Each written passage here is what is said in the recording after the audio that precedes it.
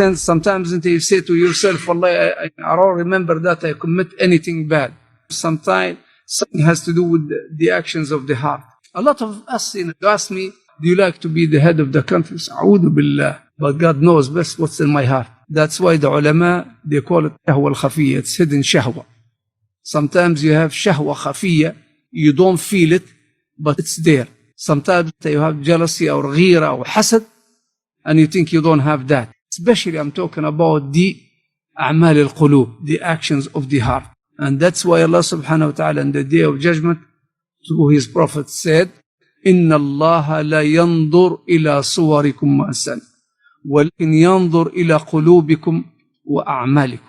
So sometimes, to the akhirah, and you think you are, mashallah, doing good, وَبَدَى لَهُمْ مِنَ اللَّهِ مَا لَمْ يَكُونُوا يَحْتَسِبُونَ. You will find things you never thought about it. There are 3 men will enter the hellfire before the rest of the people. The one who recited the Quran, in the day of judgment, he said, I did it for your own sake, Allah.